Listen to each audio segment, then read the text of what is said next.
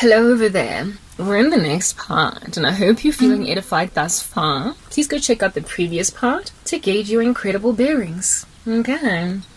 So, having spoken earlier about Dragon Ball Z Pokemon and how there is something witchy behind much Chinese content, allow me then to help you understand what's going on Tokkie. China, like I said, is a communistic nation that wants absolutely nothing to do with religion, whatever religion it is that we're talking about. So, of course, Christianity is excessively oppressed in that space. So, however, China is very strategic. They're intelligent. We can't take that away from them.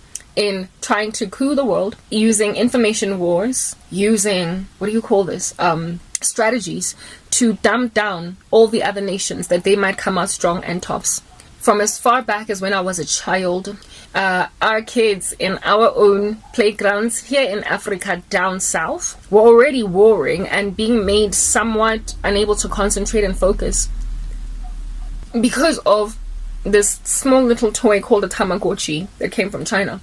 They were already messing with the minds of the global population then. So the paranoia of the United States about what China is doing is not a paranoia, it's real. And it's not just against the US, it's the world at large, because world economies are interdependent. They're codependent on each other. So countries working with one another, a type establishment thing, help indeed bolster or boost the general overall strength of whoever is the largest superpower in the world, which at this point is the United States of America.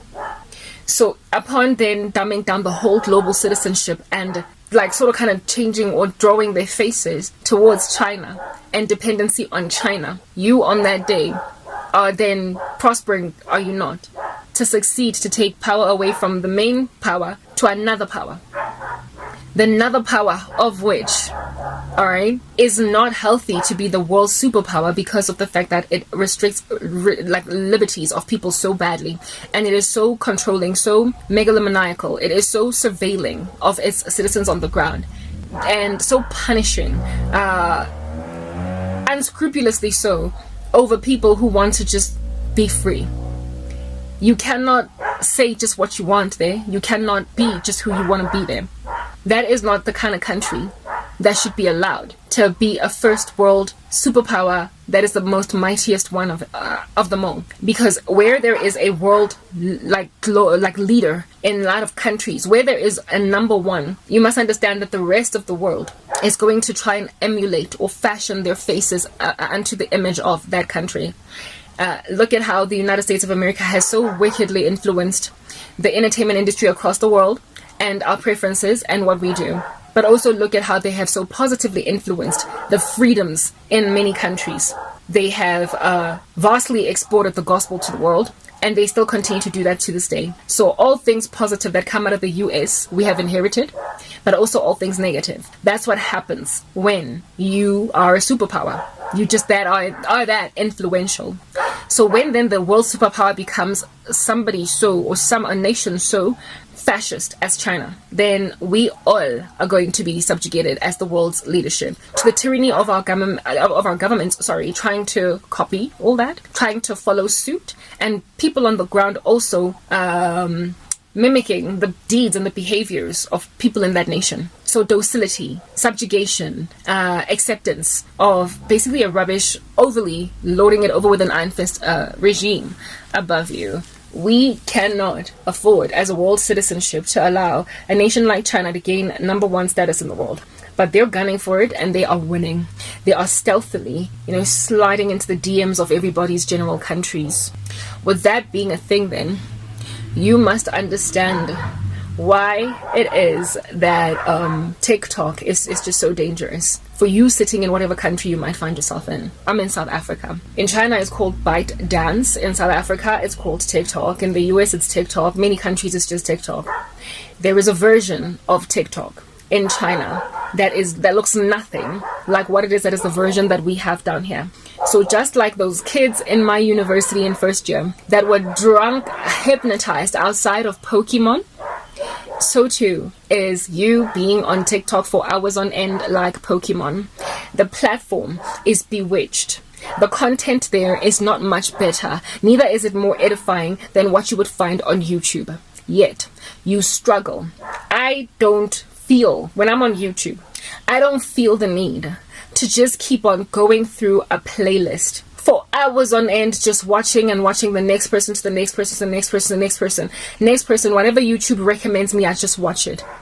This is how TikTok operates. You scroll down that For You page and you literally watch every video that comes next because you are wondering what they're gonna do. Do you go on your YouTube and literally just wait? You know how with YouTube, when the video's done playing, there'll be that little scrolling timer thing that says in 5, 4, 3, 2, 1 seconds, this is the video that's coming up next. Do you just sit that out?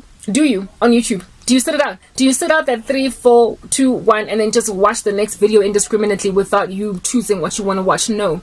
On YouTube, usually when you get to the end of the video, and again, highly unlikely do you even get to the end of a video on YouTube. Retention rate of a viewer on YouTube from beginning to the end is way lower than what it is that you would stick around on TikTok for. The retention rate of a viewer on TikTok is high. You literally watch from beginning to the end in all your curiosity for whatever strange reason.